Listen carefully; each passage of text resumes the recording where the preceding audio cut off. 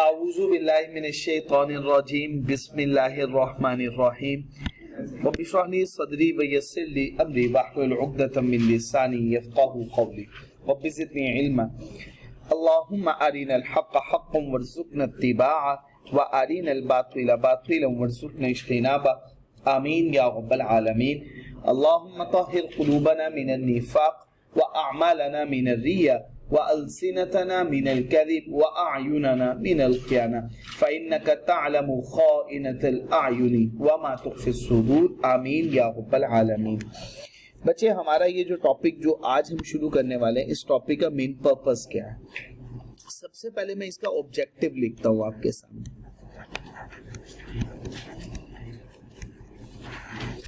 Objective ये है कि टू आइडेंटिफाई, जी मैं वो आपके साथ डिस्कस करूंगा जरूर, and assess, to identify and assess the risk of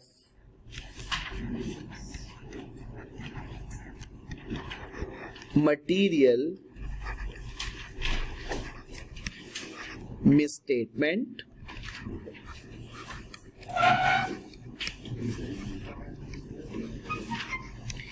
आपने ये आइडेंटिफाई करना है क्या एग्जिस्ट करता है या नहीं करता,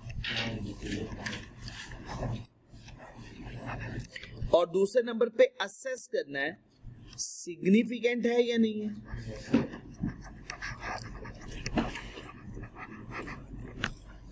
तो to identify and assess the risk of material misstatement, risk of material misstatement किसकी वजह से होगा? वेदर ड्यू टू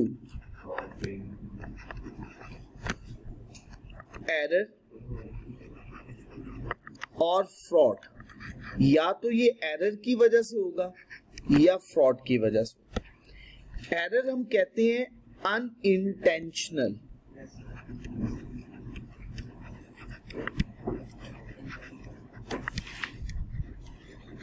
और फ्रॉड हम कहते हैं इंटेंशनल।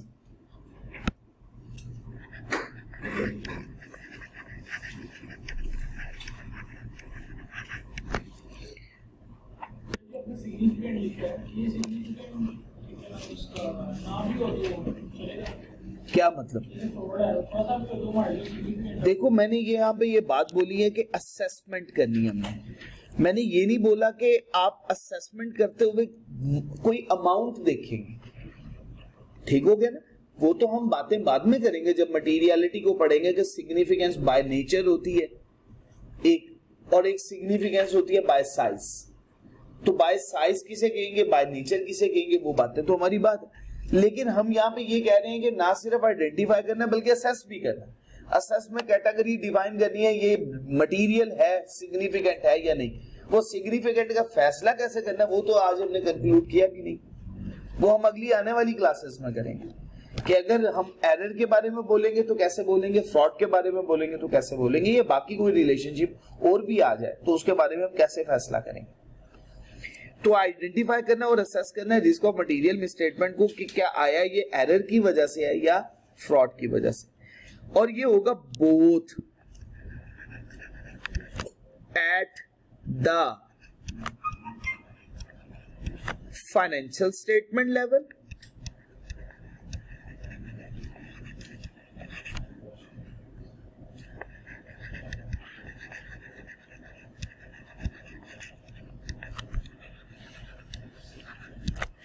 और एट assertion लेवल।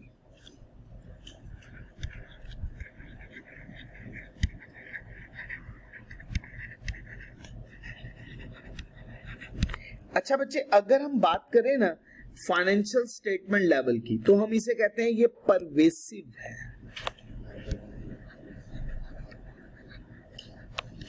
परवेसिव है क्या मतलब पूरी फाइनेंशियल स्टेटमेंट को खराब कर रहा है। फाइनेंशियल स्टेटमेंट के एक ऑब्जेक्टिव को नहीं, एक हेड को नहीं, एक आइटम को नहीं, पूरी फाइनेंशियल स्टेटमेंट खराब होगी। जैसे एप्लीकेबल फाइनेंशियल रिपोर्टिंग फ्रेमवर्क ही खराब होगा, उसका रिस्क है। तो अब मुझे बताएं कौन सा हेड बचेगा जो इसकी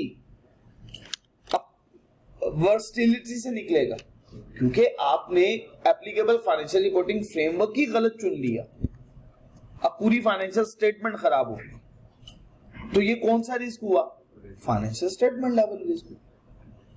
ठीक हो गया। और भी बहुत सारी इसकी मिसालें हम डिस्कस करेंगे। इंटेग्रिटी मैनेजमेंट की ठीक नहीं है, नहीं बता पाएंगे। परवेज से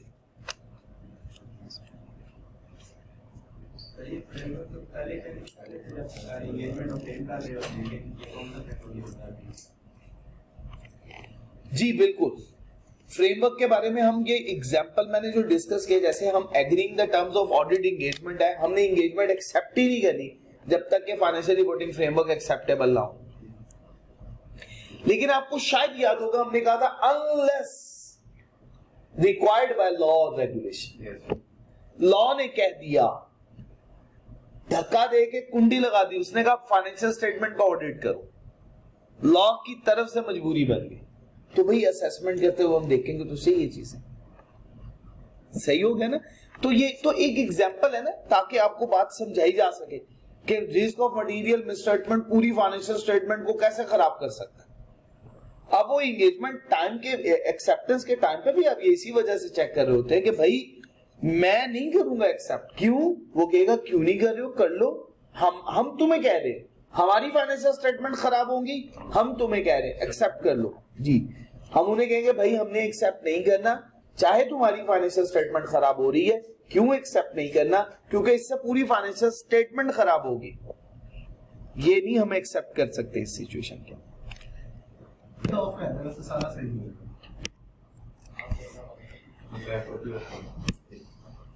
आऊज़ु बिल्लाहि मिनश शैतानिर रजीम, बिस्मिल्लाहिर रहमानिर। असर्शन लेवल किसी एक स्पेसिफिक ऑब्जेक्टिव पे बात कर रहा है,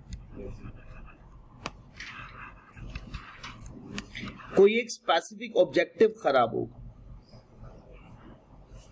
तो हमने पूरी बात क्या कर दी? To identify and assess the risk of material misstatement whether due to fraud और error both at the financial statement level और at the assertion level.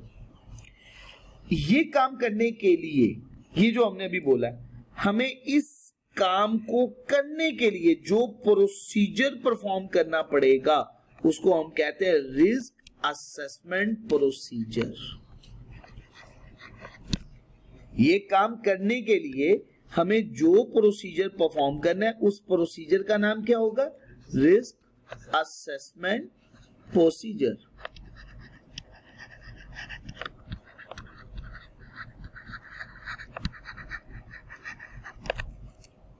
Risk assessment procedures अब हम डिस्कस करने लगे।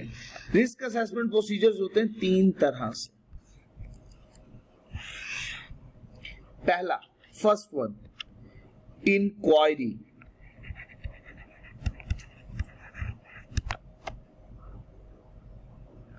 सेकंड वन होता है ऑब्जर्वेशन एंड इंस्पेक्शन।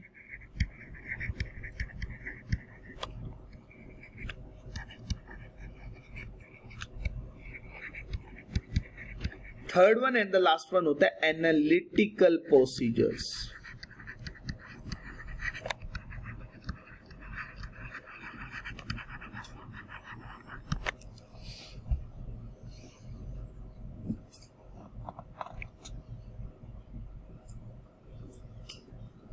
ठीक हो गया जी बच्चे? तो रिस्क असेसमेंट प्रोसीजर, हमने प्रोसीजर परफॉर्म करके क्या ऑब्टेन करना है? आइडेंटिफाई करना है या नहीं है, असेस करना है सिग्निफिकेंट है या नहीं है। रिस्क ऑफ मटेरियल मिसस्टेटमेंट दोनों फाइनेंशियल स्टेटमेंट लेवल या असर्शन लेवल, एरर की वजह से या फ्रॉड की वजह से, उसके लिए जो प्रोसीजर परफॉर्म करते हैं उन्हें कहते हैं रिस्क असेसमेंट प्रोसीजर। उसका रिजल्ट क्या होगा ये हमें बताएगा कि क्या फाइनेंशियल स्टेटमेंट पे रिस्क ऑफ मटेरियल मिसस्टेटमेंट मौजूद है या नहीं है, वो ये बताएगा। ये रिस्क असेसमेंट प्रोसीजर्स है। इंक्वायरी का मतलब क्या होता है? To obtain information from someone who have knowledge about that. Second one क्या था? ऑब्जर्व, किसी प्रोसेस को परफॉर्म किया जा रहा है, आप ऑब्जर्व कर रहे हैं। इंस्पेक्शन, किसी डॉक्यूमेंट, किसी आइटम की छानबीन करना। एनालिटिकल प्रोसीजर, रिलेशनशिप बनाना, लॉजिकल रिलेशनशिप बनाना अमंग फाइनेंशियल का फाइनेंशियल के साथ, फाइनेंशियल का नॉन फाइनेंशियल के साथ, नॉन फाइनेंशियल का नॉन फाइनेंशियल के साथ। Analytical procedures. जी बच्चे स्टार्ट करते हैं बच्चे। बिस्मिल्लाहिर्रहमानिर्रहीम।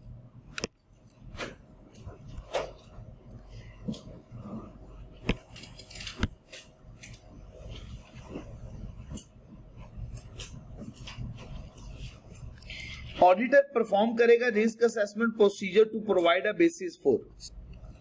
ऑडिटर परफॉर्म करेगा risk assessment procedures for the identification and assessment of risk of material misstatement. पूरी बात मैंने लिखी थी, यहां पे बात आधी लिखी हुई है अभी। बात समझ में आ गई? अच्छा बच्चे, requires the auditor risk assessment procedure include the following. पहले नंबर पे क्या काम करना है? इंक्वायरीज। इंक्वायरी का मतलब होता है सवाल पूछना और आंसर हासिल करना। सवाल किससे पूछना है? मैनेजमेंट से, तो उसके पास नॉलेज होगा। या अप्रोप्रिएट इंडिविजुअल, किससे सवाल पूछना है? Appropriate individuals with in the internal audit function. सही हो गया? अब ये बात आपने सिर्फ इतनी याद करनी है, बाकी आगे याद करने की जरूरत नहीं। वो कहता है चाहे, अब अगली बात क्या है मतलब मैं बता देता हूं, बात समझ लीजिए। हमने पढ़ा था इंटरनल ऑडिट फंक्शन मौजूद होता है फाहद साहब ऑर्गेनाइजेशन। हम समटाइम इंटरनल ऑडिटर के काम पे ही रिलाय कर लेते हैं। बाज़ औक़ात हम उसे डायरेक्शन प्रोवाइड करते हैं और उसे कहते हैं जो डायरेक्शन दे रहे हैं उसके मुताबिक काम करो भाई। हमारा इरादा उसके काम को इस्तेमाल का है या नहीं है, हम उससे अपना काम करवाना चाहते हैं या नहीं चाहते, फिर भी सवाल हम पूछ सकते हैं उससे, इंक्वायरी उससे कर सकते हैं। तो अब आगे ये कहने लगा, कहता है इररिस्पेक्टिव, इस बात से कतई नजर वेदर एक्सटर्नल ऑडिटर का इरादा है कि वो यूज करेगा इंटरनल ऑडिटर के काम को और यूज करेगा उसकी डायरेक्ट असिस्टेंस को, इंक्वायरी वो उससे कर सकता है अंडरस्टैंडिंग के लिए। इस बात से कतई नजर कि वो यूज करे उसके काम को या ना करे, या वो दूसरे नंबर पे उससे डायरेक्ट असिस्टेंस हासिल करे या ना करे। Appropriate individuals internal audit function में उनसे सवाल इंक्वायरी कर सकता है। हो गई बच्चे? मुश्किल बात तो नहीं। याद आपने ये दो बातें करनी है जो मैंने बता दिया। मैनेजमेंट से सवाल पूछना है, किससे सवाल पूछना है? इंटरनल ऑडिटर से। Appropriate individuals with in the internal audit function. और ये भी बात, इफ सच फंक्शन एग्जिस्ट, ये ना भी याद करें तो कोई टेंशन की बात नहीं, इतनी बात भी कर ले तो काफी है आप लोगों के लिए। Appropriate individuals with in the internal audit function, बस फंक्शन एग्जिस्ट करेगा तो सवाल पूछना है। वो इंटरनल ऑडिट डिपार्टमेंट होगा, नहीं है तो नहीं पूछ सकते सवाल। अच्छा जी बच्चे, others who may have information, जो हमें others who may have information, ये बात क्लियर होगी यहां तक? तो कितने बच्चे हम लोगों ने बात, 3 पॉइंट्स हम लोगों ने पढ़ी। इंक्वायरी में सवाल किससे पूछना है? मैनेजमेंट। इंटरनल ऑडिटर से। Third one other appropriate individual से, जिसके पास नॉलेज मौजूद है। कोई दिक्कत? अब आ गया second one, analytical procedure. Analytical procedure may help identify the existence of unusual transaction. Analytical procedure हमारी सिर्फ इतनी हेल्प करेगा कि अनयूजुअल ट्रांजैक्शन तो नहीं हो रही। जैसे मैं आपको एक मिसाल देता हूं, शाहिद साहब ने कंपनी से पूछा, कंपनी आप डिस्काउंट कितना ऑफर करते हैं? कंपनी ने कहा हम 10% डिस्काउंट देते हैं। क्या मैक्सिमम हमेशा 10% ही होगा? ये कम ज्यादा भी, हाँ 1% भी हो सकता है, 2 भी, लेकिन 10 से ज्यादा नहीं देते। लेकिन एक कंपनी है जिसको 20% डिस्काउंट दिया जा रहा है, अनयूजुअल है ना? yes, ऐसी ट्रांजैक्शन तो होनी नहीं चाहिए थी। उन्होंने कहा था मैक्सिमम तो देते ही 10% है, इससे ज्यादा तो देते ही नहीं है। तो ये कौन सी ट्रांजैक्शन होगी? अनयूजुअल ट्रांजैक्शन, गैर मामूली ट्रांजैक्शन। एनालिटिकल प्रोसीजर में ढूंढेंगे, कहेंगे क्यों ऐसा हुआ। जी उसमें तो भी हम सीधे बैलेंस को चेक करते हैं, क्या हुआ? देखो, हम अभी कॉन्सेप्ट समझ रहे हैं कि अनयूजुअल रिलेशनशिप क्या है या अनयूजुअल ट्रांजैक्शन क्या है। जैसे मिसाल के तौर पे कंपनी क्या करती है, कंपनी का काम है एक कोई भी प्रोडक्ट बेचना। जैसे फॉर एग्जांपल कंपनी ये ग्लास बेच रही है, रेवेन्यू में प्रिंसिपल ऑपरेटिंग एक्टिविटी सिर्फ ये है कि ग्लास सेल करना है। कंपनी ये रिमोट सेल कर रही है, ये किसको बेचे? ये तो आपका बिजनेस ही नहीं है, ये तो आपके लिखा ही नहीं हुआ कि हम ये भी एक्टिविटी परफॉर्म करेंगे। अनयूजुअल। हम एग्जाम्पल देने के लिए कुछ बातें समझ रहे हैं, तो वहां से हमें एनालिटिकल प्रोसीजर सिर्फ पॉइंट आउट करता है, हमें कभी भी सफिशिएंट अप्रोप्रिएट ऑडिट एविडेंस नहीं देगा। हम ये बात पढ़ेंगे। अनयूजुअल ट्रांजैक्शन, या ऐसा कोई इवेंट आपको मिल गया, या कोई ऐसी अमाउंट मिल गई, या कोई ऐसी रेशो मिल गई, या कोई ऐसा ट्रेंड मिल गया जो आपको इंडिकेट कर रहा हो कि क्या हो सकता है, मिस स्टेटमेंट हो सकती है। ठीक हो गया। अनयूजुअल या unexpected relationship, unexpected relationship are identified, वो आपकी हेल्प करेगा ऑडिटर की आइडेंटिफाई करने में रिस्क ऑफ मटेरियल मिसस्टेटमेंट। खास तौर पे रिस्क ऑफ मटेरियल मिसस्टेटमेंट किसकी वजह से होगा? फ्रॉड की वजह से। जैसे हम लेट्स सपोज उनसे कह देते हैं भाई साहब हमें अपने लिस्ट ऑफ कस्टमर्स प्रोवाइड कर दें, लिस्ट ऑफ सप्लायर्स दे दें, और हम ये जानना चाह रहे हैं कि क्या आप सबको इतने परसेंटेज डिस्काउंट दे रहे हैं, किसी को कम या ज्यादा तो नहीं दे रहे हैं। हमें मदद मिल जाएगी रिलेशनशिप समझने के लिए। तो ये एनालिटिकल प्रोसीजर हुआ। एनालिटिकल प्रोसीजर क्या हुआ? लॉजिकल रिलेशनशिप किसके दरमियान में? फाइनेंशियल का फाइनेंशियल के साथ, फाइनेंशियल का नॉन फाइनेंशियल के साथ, नॉन फाइनेंशियल का नॉन फाइनेंशियल के साथ। जीत बचे third one and the last one, observation and inspection. Observation और इंस्पेक्शन सपोर्ट करेगा इंक्वायरीज ऑफ मैनेजमेंट को और अदर्स को, और इंफॉर्मेशन प्रोवाइड करेगा एंटिटी के बारे में, उसके इन्वायरमेंट के बारे में। जैसे एंटिटी का कंट्रोल मैनुअल्स क्या है, उन्होंने कंट्रोल मैनुअल्स कैसे डिजाइन किए हुए हैं, एंटिटी की प्रीमिसेस के बारे में और उसकी प्लांट की फैसिलिटीज के बारे में। क्या ऑर्गेनाइजेशन, फॉर एग्जांपल समटाइम आपने देखा हुआ होगा आजकल जो ऑर्गेनाइजेशंस है ऑनलाइन ऑर्डर रिसीव किए चले जा रहे हैं। ऑर्डर आप प्लेस करते हैं ऐड टू कार्ट में, उनके सिस्टम में ऑटोमेटिकली ऑर्डर प्लेस हो जाता है। ऑर्डर एक्सेप्ट हो गया, उसके बाद उसकी प्रोसेसिंग शुरू होगी, डिस्पैच भी हो गया। क्या ऐसा सिस्टम ऑटोमेटेड टूल्स तो नहीं यूज हो रहे? क्या कोई ऐसी टेक्निक्स यूज तो नहीं हो रही? ऑडिटर को देखना है क्या इसमें कोई गलती तो नहीं हो जाती। जैसे फॉर एग्जांपल मैं एक मिसाल समझाने के लिए, कस्टमर ए की तरफ से ऑर्डर रिसीव हुआ, कस्टमर बी को प्रोसेस हो गया, या ऑर्डर एक दफा रिसीव हुआ, दो दफा तो नहीं कहीं डिस्पैच हो रही।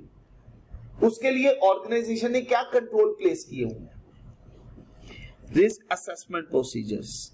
अगर लार्ज वॉल्यूम ऑफ डाटा हुआ, जैसे बैंक की एग्जांपल आपको याद होगी, इसमें बहुत सारी लार्ज डाटा इन्वॉल्व हो रहा होता था, तो उसमें हमें फिर जनरल लेजर, सब लेजर्स और अदर ऑपरेशनल डाटा चाहिए होता था। कंट्रोल अकाउंट जिसे हम कह देते हैं, समटाइम एनालिसिस चाहिए, रिकैलकुलेशन है, रीपरफॉर्मेंस है, या रिकॉन्सिलिएशन बनानी। इस कैटेगरी की इंफॉर्मेशन हम उनसे लेके उसकी छानबीन करेंगे, इसको हम बोलेंगे इंस्पेक्शन। जैसे हम कहते हैं रिकॉन्सिलिएशन बना के दे दो, उसकी इंस्पेक्शन शुरू कर देंगे।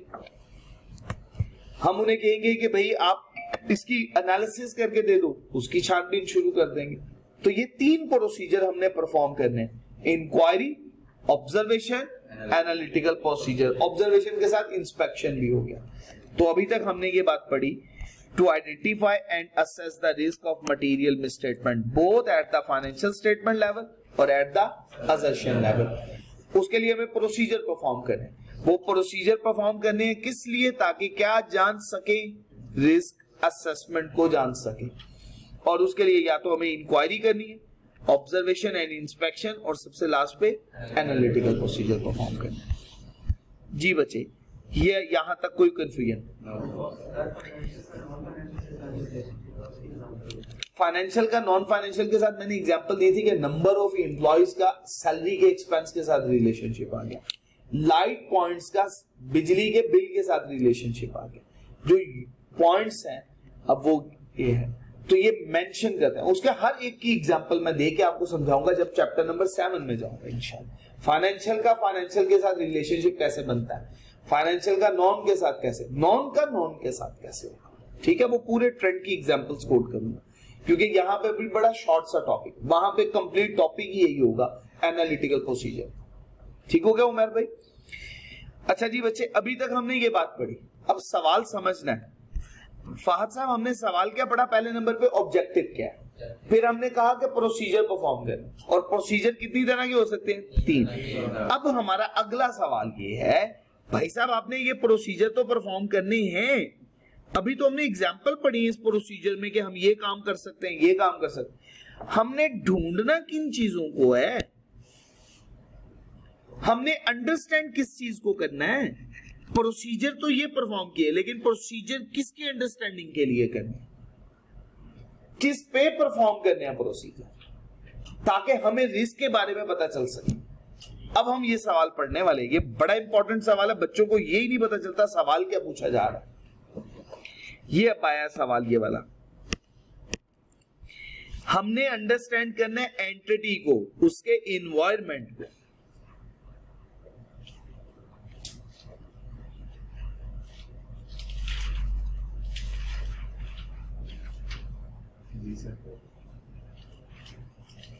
ठीक हो गया? अभी पूरी बात लिखूंगा, to identify and assess the risk of material misstatement. अब ये अगर बात पूरी होगी, to identify and assess the risk of material misstatement through understanding the entity and its environment. कैसे समझना है हमने? Through understanding the entity and its environment, through understanding the entity and its environment. अच्छा जी बच्चे, अब ये बात पूरी होने लगी है, अब ये शुरू करते हैं।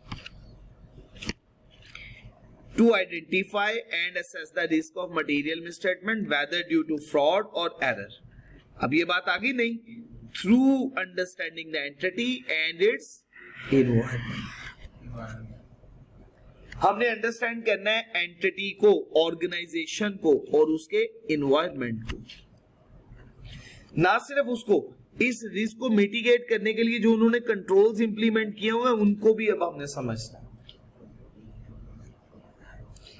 अब हमने क्या काम करने हैं? सबसे पहले ऑर्गेनाइजेशन का स्ट्रक्चर क्या है, बड़ा इंपॉर्टेंट सवाल, पास पेपर में आ चुका होगा, लिख लीजिएगा। पास पेपर, इसके साथ भी लिखे पास पेपर।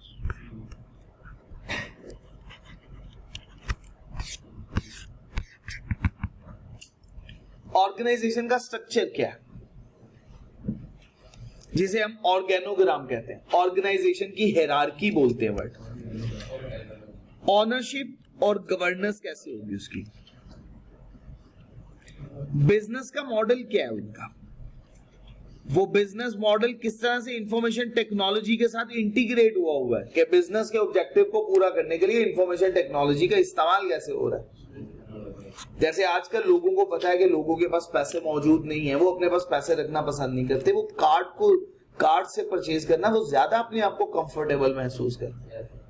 अब वो क्यों? क्योंकि जी कार्ड के थ्रू जस्ट आपको स्वैप करना है, ट्रांजैक्शन हो जाती है। अब वो ऑर्गेनाइजेशन जो आईटी की एक्सेसरीज नहीं रख रही है अपने पास, वो अपनी सेल को रिड्यूस कर बैठेगी। अंडरस्टैंड करना है एंटिटी को, उसके एनवायरनमेंट। दूसरे नंबर पे बचे रेलिवेंट इंडस्ट्री। इंडस्ट्री कौन सी है, किस इंडस्ट्री में ये ऑपरेट हो रही है, इस पर रेगुलेशंस कौन कौन से अप्लाई हो रहे हैं, इसके अलावा कोई और फैक्टर्स, कॉर्पोरेट सोशल रिस्पॉन्सिबिलिटी वगैरह। असेस करना है एंटिटी की फाइनेंशियल परफॉर्मेंस को। फाइनेंशियल परफॉर्मेंस से क्या मुराद है, प्रॉफिट हो रहा है या लॉस है, और ये हमें पता चल रहा है एसओएफपी से नहीं, स्टेटमेंट ऑफ प्रॉफिट और लॉस से पता चल रहा है। जी बच्चे, बात क्लियर होगी? नेक्स्ट बच्चे, चले जी, यहां तक बात हमने अंडरस्टैंड किया एंटिटी को और उसके इन्वॉल्वमेंट को।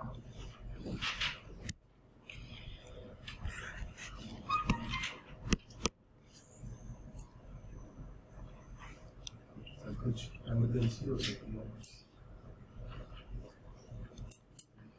बिस्मिल्लाहिर्रहमानिर्रहीम। जी बच्चे, to identify and assess the risk of material misstatement through, चले, वेदर ड्यू टू एरर और fraud, through understanding the entity and its environment. through understanding the entity and its environment.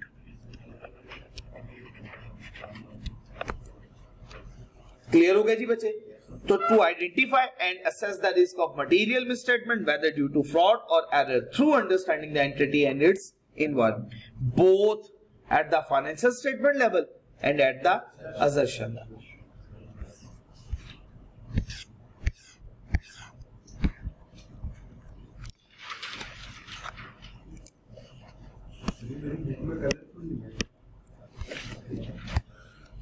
Bismillahirrahmanirrahim.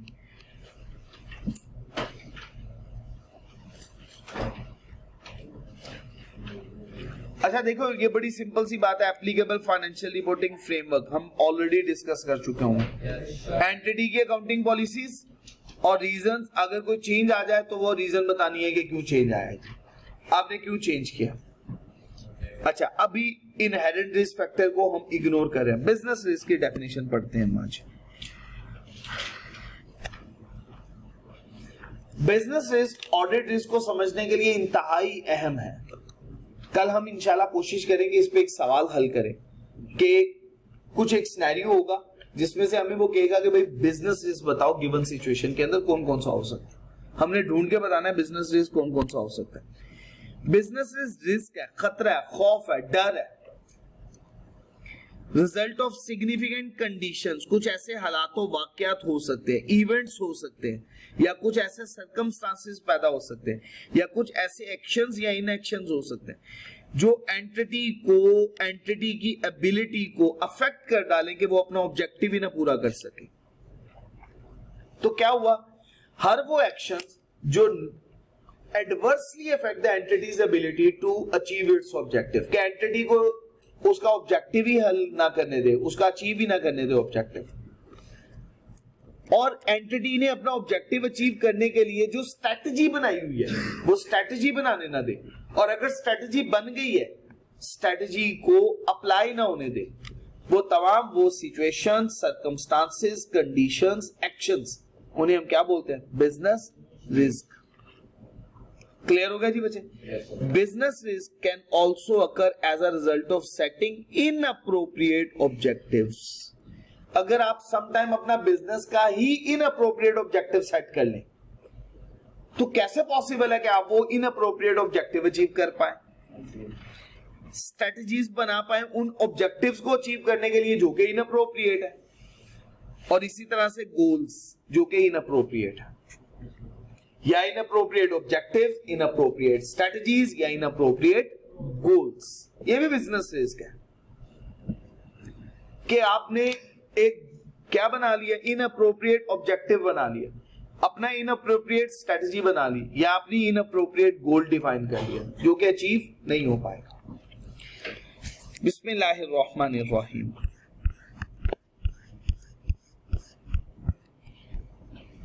एक बात बड़ी important है, तो जरा गौर से सुनिएगा।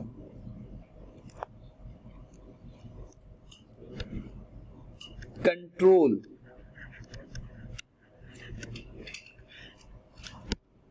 Is a process. Control procedural होते हैं, ये एक प्रोसीजर का नाम है।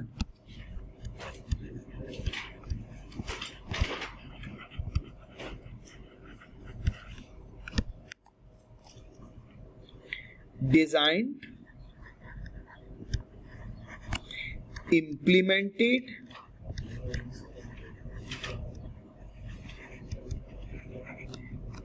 and maintained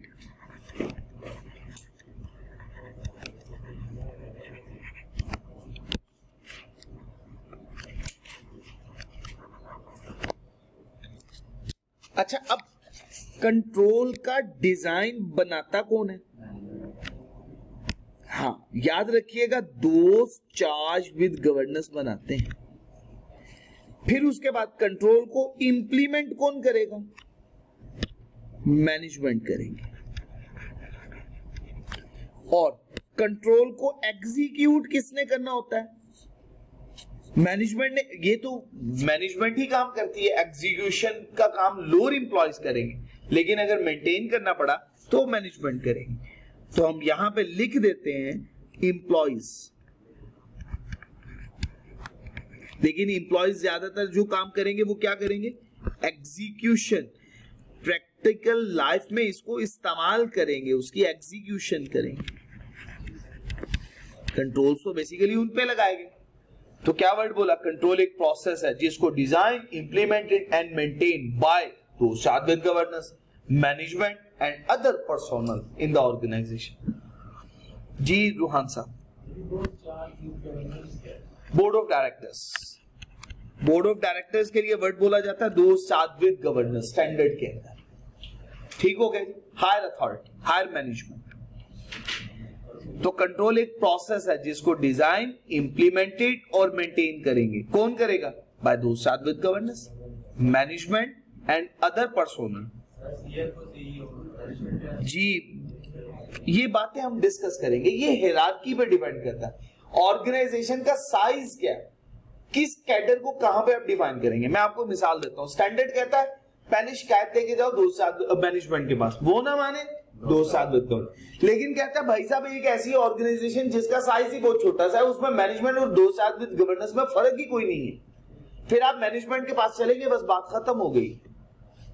तो ये ऑर्गेनाइजेशन के साइज पे डिपेंड करेगा, उसके ऑर्गेनाइजेशनल स्ट्रक्चर पे डिपेंड करेगा, उसके ऑर्गेनोग्राम पे डिपेंड करेगा। कंट्रोल एक प्रोसेस है design, implemented and maintain by those charge with governance, by those charge with governance, management and other personal to provide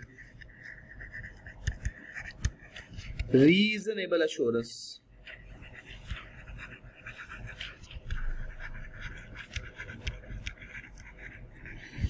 about the achievement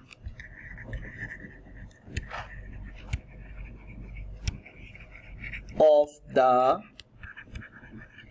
entity's objectives with regard to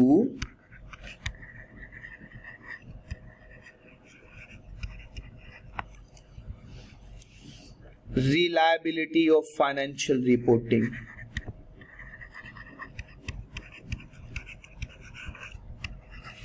reliability of financial reporting,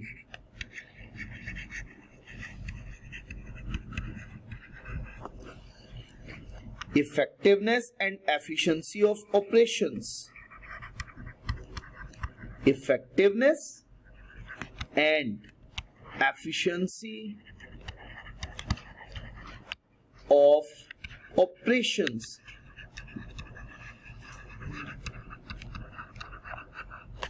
and compliance with applicable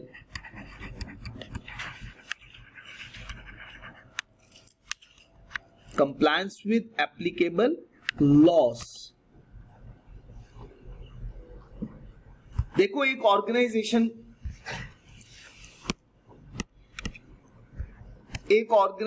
का एक risk है जिसे हमने बोला business का risk.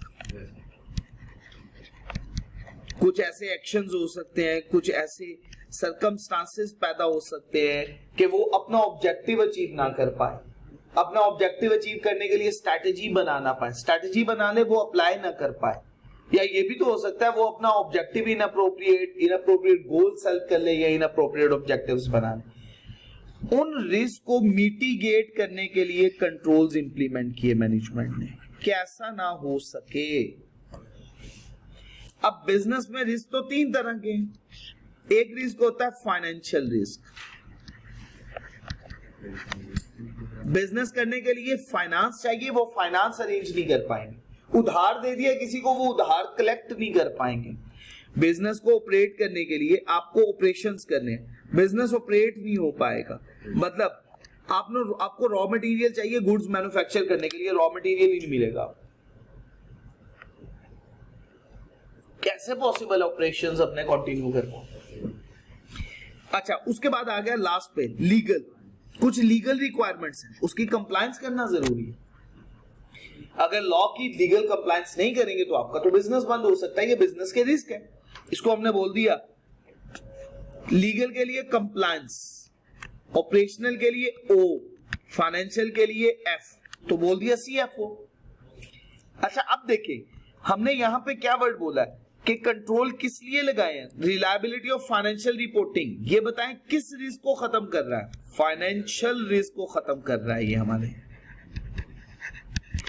अच्छा effectiveness and efficiency of operation हमारे किस रिस्क को खत्म करेगा, ऑपरेशनल रिस्क को खत्म कर देगा ये हमारे। अच्छा कंप्लायंस विद एप्लीकेबल लॉ ये हमारे किस रिस्क को खत्म करेगा, कंप्लायंस के रिस्क को खत्म कर देगा। बात समझ में आ गई? तो कंट्रोल हमने किस लिए डिजाइन किए, कंट्रोल एक प्रोसीजर, जैसे फॉर एग्जांपल एक पाउच है उसके ऊपर एक्सपायरी डेट लिखी गई है। क्यों लिखी गई है एक्सपायरी डेट? कि अगर ये एक्सपायर हो जाए तो कोई इसको यूज ना कर सके। प्रोसीजर है, प्रोसीजर फॉलो हुआ। तो कंट्रोल प्रोसीजर है जिसको डिजाइन, इंप्लीमेंटेड और मेंटेन कौन करेगा, बोर्ड ऑफ डायरेक्टर्स, मैनेजमेंट या अदर पर्सनल ऑर्गेनाइजेशन में, ताकि रीजनेबल एश्योरेंस हासिल की जा सके कि रिलायबल फाइनेंशियल रिपोर्टिंग हो रही है, इफेक्टिवनेस और एफिशिएंसी ऑफ ऑपरेशंस हो रहे हैं और कंप्लायंस हो रही है विद एप्लीकेबल लॉस। बच्चे ये है internal control. Internal control, control का वर्ड हो या सिर्फ कंट्रोल बोला जाए एक ही बात है। और ये है कंट्रोल के कंपोनेंट्स। कल इसी से बात आगे कंटिन्यू करेंगे अपनी, क्या कंट्रोल के कंपोनेंट्स कौन कौन से। सुब्हानक अल्लाहुम्मा व बिहम्दिक अशहदु अल्ला इलाहा इल्ला अंता अस्तगफिरुका व अतूबु इलैक। अस्सलामु अलैकुम व रहमतुल्लाहि व बरकातुहू।